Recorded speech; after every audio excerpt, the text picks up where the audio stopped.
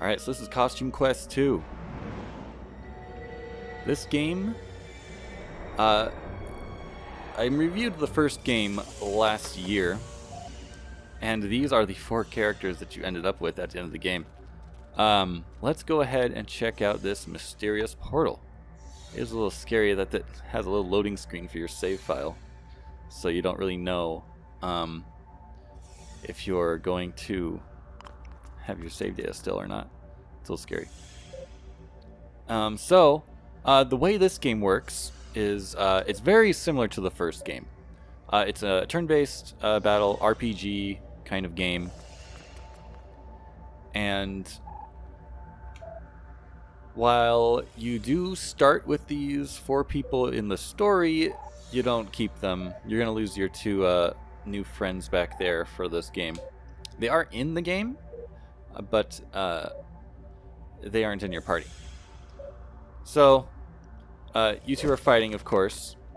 The way the first game did was your mom picked who was going to be in charge while you 2 went trick-or-treating together. In this case, there's just gonna be a little coin flip. It's very unclear which one of them called heads or tails, and basically you're just gonna pick who won the coin toss. And yeah, I picked the boy last time, or I picked the boy on my actual playthrough, so I'm just gonna pick the girl this time. You're choosing who goes through the portal first, which is going to be who you play as throughout the whole game. So the story about this game, where I'm going to make a lot of comparisons to the first one, so hopefully you've seen that review already. But the difference in this game is that, like I said, neither of your siblings get kidnapped. Instead, they stay together the whole game. Brother and sister stay together. And what ends up happening is you saw that guy walking around in the white outfit back there. He is actually the main villain of this game. He is a dentist, and he hates Halloween because, you know, it's filled with candy and stuff, which ruins your teeth. And so he's going to devise a plan to get rid of candy, and it involves time travel. In fact, this guy is like a time traveler himself, and somehow he got hooked up with the dentist here. I don't know how they got in contact, but he found a way to travel through time so he can stop Halloween from being a thing. And yeah, the game does have a bit of comedy to it, just as the first game did, which is great. So it's kind of a comedic game.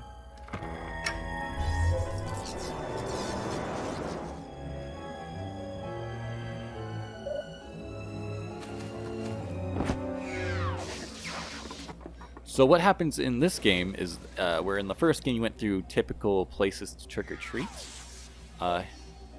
this game is actually more focused on the story than the theme of Halloween per se. So yeah, you do have to go on this quest to undo his stopping of Halloween. So you do travel to like the past and the future to unravel this whole mess. So the environments you go through are, in the past, you have the sort of old-timey place. It's just kind of like I don't know how to describe it. Anyway, so when I said that your 2 friends aren't in your party, but they're in the game, just a little bit of a surprise here at the beginning of the game.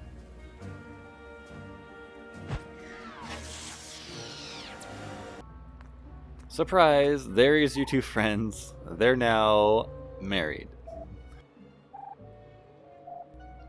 So anyway, they're sort of like, they're gonna get you started on your adventure, tell you about what's happened in the future and how Halloween is not a thing, and the monsters from the first game are in league with the dentist, and they sort of rule the world now. You also have, you began the first game with a robot costume and the candy corn costume for the person who was, for the sibling that was going to get kidnapped and basically be not playable. In this game, you start off with a superhero costume and the candy corn costume. However, in this game, the candy corn costume is part of your playable character roster. So similar to the first game, your costumes transform you into these like super people. Your costumes are a lot cooler in battle than they are in real life. And I also want to note about the battle system changes. So in the first game, you sort of had your commands were based on button presses. So like X was attack and Y was a special, and or items, B was special or something like that. In this game, each character in your party will have their own commands. So the first person in your lineup will always do everything with the Y button. And that includes timing attacks and defenses. So I really like this change because in the first game, there was sort of a reactionary challenge to the combat in that whenever you did an attack, you had to time a button press or just quickly press a button that it would just randomly pop in front of you. So it could be like X, Y, B, or A. It could be any of those buttons. In this game, you know, if you're using your first character, it's always going to be the Y button. And it's no longer a meter that you have to time the press on. It's like a shrinking circle. And that first hit I did was actually a perfectly timed attack. If you just time it... Oh, that's another perfectly timed one. So it goes purple and says amazing when it's perfectly timed. If it's just close, it'll do nice, like that. And then when you do it, you know, perfectly, then, you know, you get extra damage done. And here, it's like a similar thing with blocking. So you just gotta time your block to reduce the damage that you take, which is, again, better than the first game, which basically just showed you who was getting hit, and then they just flashed up a message that said, press this button now. And now it's, you know what button you have to press. You're not so focused on reactionary as you are focused on actually just timing it. So you know what you're supposed to do now. You just have to time it. You also have a special meter now that shows at the bottom of your health. Before, you can only observe how full your special was when it was your character's turn. It was like a circle that filled up. Here, you know, you just press left, right to choose from the menu here. You can also press up and down to choose your target when you get to another battle. But here, the special moves are just like the first game, where they kind of automatically happen. You don't have to time anything for the special attacks. And they usually do like extra damage compared to normal attacks. And the different costumes, of course, have different kinds of special attacks. So here we go. We're going to go ahead and show off the old-timey place. It feels like it's kind of like in the south. You got crocodiles. It's like a swampy area, which is neat. It's an original location. But yeah, here's the thing about the first game. Had a really strong trick-or-treating Halloween theme because you started off in your neighborhood. You went to the mall, which is another place some people go to for trick-or-treating. And then you had like a fairground, which was kind of neat. But the fairground had like, you know, Halloween type stuff, like a corn maze. I don't know, what was a corn maze? It was more like a hedge maze. But it had like, it was just cooler in the theme. This game is better with its storytelling because the first game was just like, your sister or brother has been kidnapped and you just gotta keep fighting monsters to get through it. And I really like the gameplay changes in this game. I mean, the story is better and the gameplay is better, but I feel like the thematicness, and then I guess the environments were cooler or more thematic in the first game. I can't say like the levels here aren't cooler or anything like that. There you go. See, that's amazing because I just timed it perfectly. Yep, it's candy corn. So the interesting thing about candy corn, side note here, you can see who's being attacked. and you know which button to press. So candy corn, second person in your lineup will always be X button, third person in your lineup will always be A button. I really like the changes to the system in that respect. So the thing about candy corn is it's hilarious. Candy corn has no attacks. Candy corn just sits there and does nothing. Now this sounds useless, but it's actually not. Also, there's a funny little message every time it's Candy Corn's turn. It just says something hilarious. It's great. So the reason Candy Corn isn't useless is because later in the game you get new abilities for everybody, and one of the new abilities is a counter attack. And what that is that instead of just pressing the button with the right timing, this is an ability you have to learn. It's not like something you just do. The counter attack ability is that you will hold the button down until you get attacked, and then you release it. So that requires you to expect the enemy to attack a certain character. And I'll get to that in a bit. Here are save points and health refills. So the first game, I don't think it had any way to restore your health per se. I don't really remember, actually. Probably should have looked that up first before starting this. But in this game, your save point is also a healing point. So you just come here, and if you talk to it, you can save. And if you're missing any health, it'll do the whole drinking water animation, and you'll get restored to full health. Here's your stats. So you got health and attack power. I think that's all your stats that you have. Your costumes have some effect, and your candy bag has some effect. Again, you have a list of quests you can look at, so you can see what kind of activities there are for you to do. And then your costumes, you will get costume patterns, which tell you what you can make, and then there are 3 pieces to collect to make the costume itself. You can see there's a bunch here to get. And then there will be more tabs that show up later in the game. Also, in the first game, the robot costume was what allowed you to run. In this game, I can't even change costumes yet.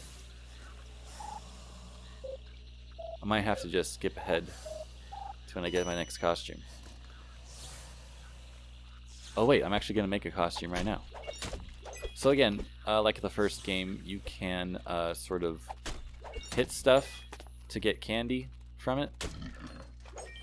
And that includes, pumpkins on the side of the road, trash cans, alligators in this case. That's a wig I want to collect. So yeah, the first costume, if you haven't guessed it already by this nose, the first costume we're going to be making is a clown costume. So all the costumes in this game are unique. They aren't like repeated from the first game or anything. That was a little piñata I got to break apart for some candy.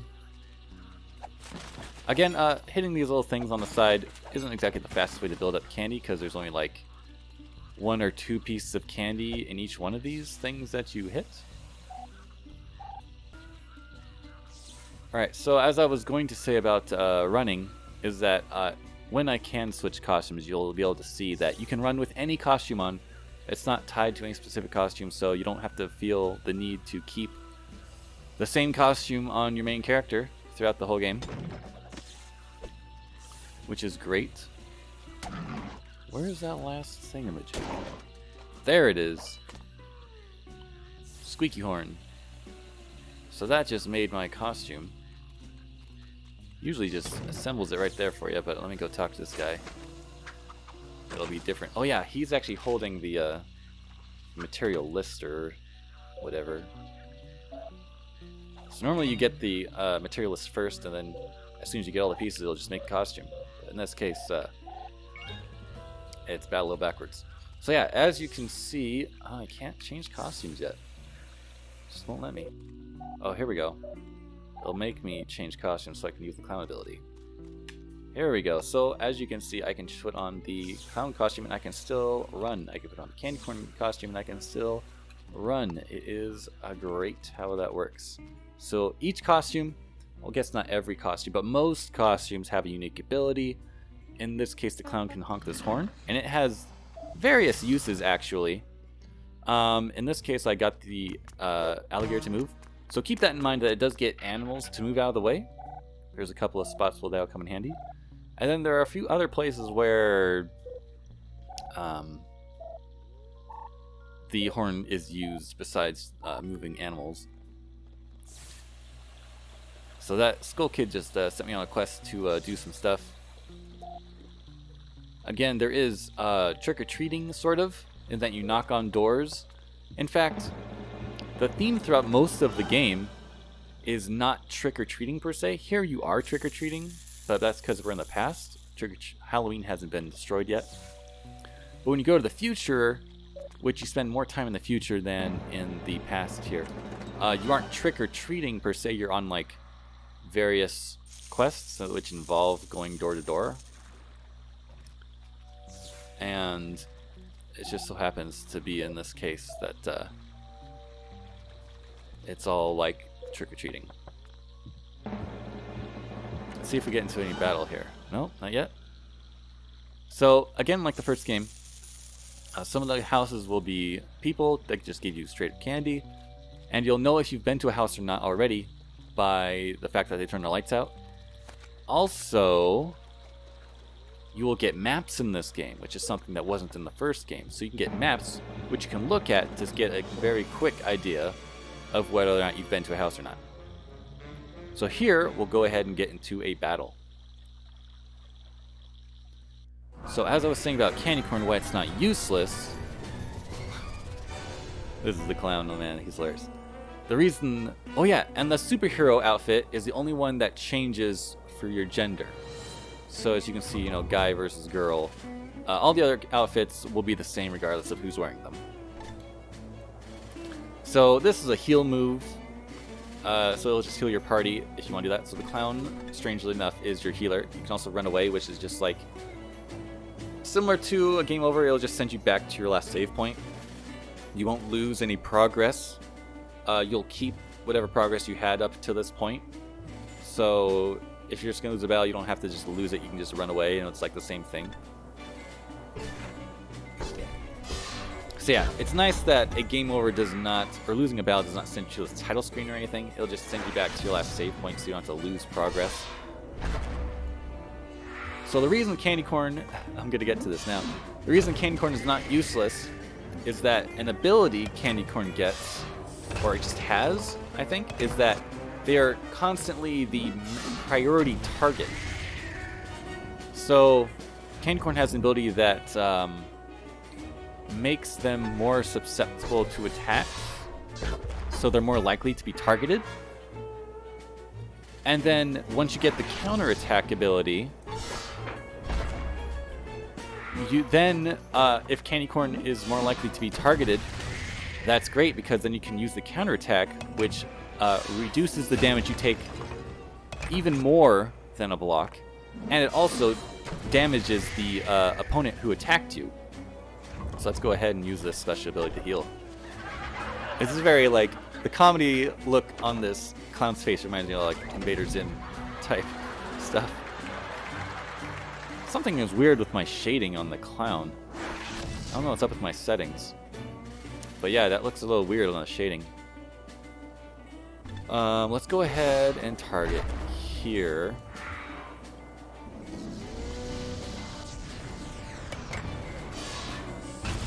But yeah, you do mostly just attack, and you get your special ability charged up. You do also get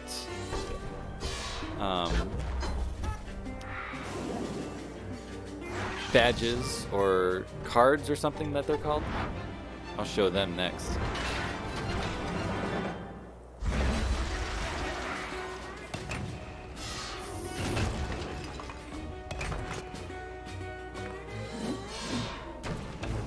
Whoops.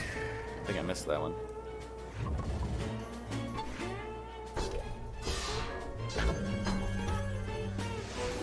go, I timed that one right. Oof. Also, if you run out of HP, your character is down. There is one character that gets a revive for their special ability, and then I believe there is a card. There's a card right there, Ghost Sponge, that I just got.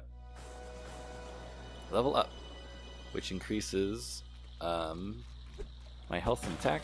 You can see the level up at the top left there, which only goes up from experience points. Candy is again a type of currency which you can give to, which you need for certain side quests. This guy, this is like a returning thing from the first game where there's a certain item card that will get dropped by a particular enemy somewhere in the level, and you bring it back to him and he'll give you another one that's more usable. Here's the save point. Oh, and the hiding kids. The kids playing hide and seek return. So there's like 6 kids or something. Yeah, 6 kids here you can find as an optional side quest. You get a reward. Let's see if we can find that map guy. I believe he's over here. Oh, there's a random enemy, so you can get the drop on them if you want by running up and attacking them from behind. If you stand in front of them first, then they will not get the drop on you. They'll just start regular. But by getting the drop on them like I just did, it'll start some damage hits on them, which 9, that's not very much. So yeah, in case I didn't mention it already, the combination of candy corn being targeted more often and your counterattack ability makes it so that you can draw attacks to do less damage on your party as a whole, and then do more damage by attacking from the counterattack. Plus, there's also an achievement I did not get because I didn't know about it until after I beat the game. There's an achievement for being the game with candy corn in your party the entire game. So somebody has to have the candy corn outfit on throughout the entire game. I believe you can change who that is throughout the game, but somebody has to have it in every battle you go to. Oh yeah, this guy, you can buy cards from him with your candy. Oh, here's where you get the maps. You get the maps from this guy. So yeah, you can just buy the map. These are different cards you can buy so you can do different things, like double your candy reward, stun an enemy for 3 turns. It does say minions specifically because those are basically enemies that aren't a boss. So yeah. And the way cards work in this game is a little different from the last game. Here's the map, so you can see the houses I've already trick-or-treated at are crossed off. Creepy treats. So, instead of equipping a card to a particular character, now you just choose 3 cards that you wish to have in the game in any particular battle. So instead of stunning a monster, I will have that one. So I have the take 2 turns, double candy reward, and the minions attacks damage themselves. I have those equipped, so when I go into a battle again... Oh, here's another hide and seek kid.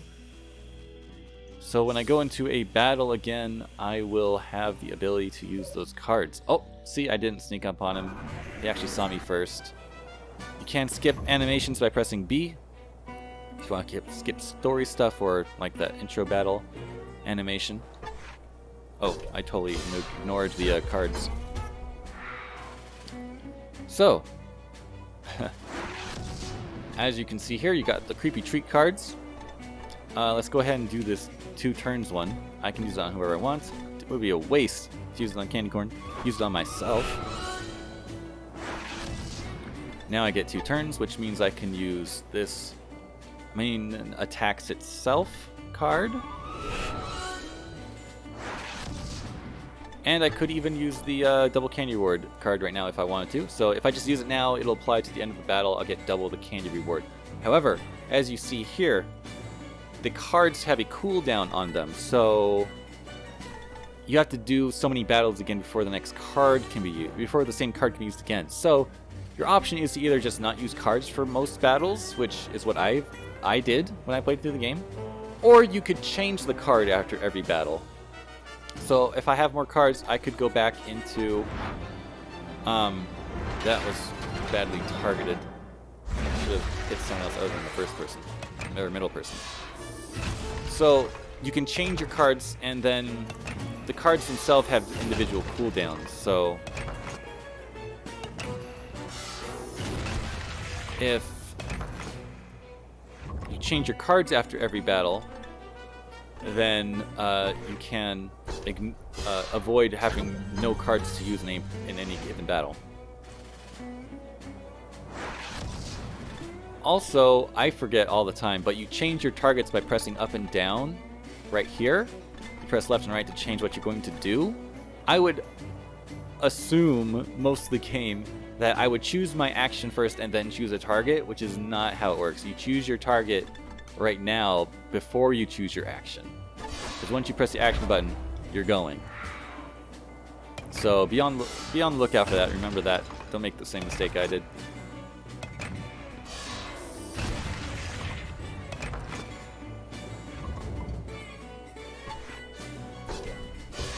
And another thing is that because of the availability of the drinking fountain, I feel like, well, there actually is something else beside it. I got another card there.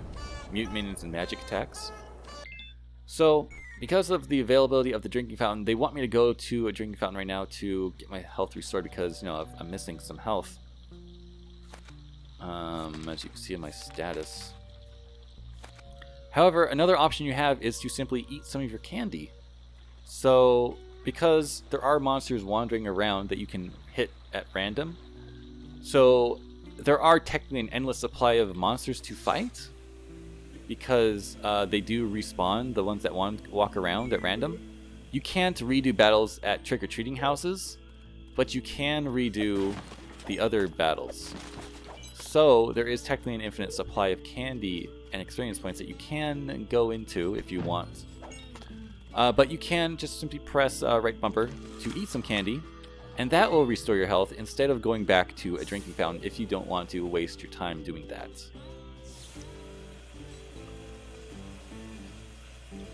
So yeah, so you can either always just go back to a drinking fountain after every battle if you want to stay at full health, or you can eat some candy, or you can go from battle to battle without eating candy sometimes. And so here's the town part. A lot of the game actually takes place in like a town setting. So like in the future you'll go to like town settings. I mean, I guess it's the future. There's not too much going around in the woods or anything in the future. But yeah, there's definitely different quests to do along the way. It's very similar to the first game in that sense of battling and going around. There are like a bunch of different side quests to do, which appear like they're optional, but they're actually like mandatory, actually, most of the time. But they don't tell you like straight up, you gotta go do this to go forward. It's kind of nice how organic feeling the quests feel, because I felt like they were mostly optional, but it turned out like as I was getting closer to the end of an area, oh, I need that one thing. Oh, I got this from this optional quest I thought was optional, but it's actually mandatory. So it's cool that you can do stuff like at your own pace. You can do things in the order that you want, quest-wise. And then the story is actually kind of cool. Or it's actually like more of a story than just rescuing your sibling. So I do like the game. I really like the mechanical changes that they've made compared to the first one. I do just, a small disappointment about the theme is that it's mostly about time travel, not so much about trick-or-treating as it was before. But candy is still a thing. Costumes are still a thing. And you will be changing costumes from time to time to use their abilities. The superhero doesn't have an ability outside of battle. Neither does Candy Corn. So Clown's like the first demonstration I can give of that. Oh yeah, real quick. I guess there are control options. You can change your controller if you really want to. And then you got your audio visual options. You can control the music and sound effects levels separately. Brightness. Your screen size as well as refresh rate. Oh, actually, refresh rate's pretty high. Maybe it changed that for you. And then advanced options include changing full screen or windowed, change the shadows, how much you can change all that, anti-aliasing stuff. Lots of good options. If you have any other questions about the game, please ask in the comments below. Let me know what you think of the game from what you've seen here. And thanks for watching, and I'll see you in the next video.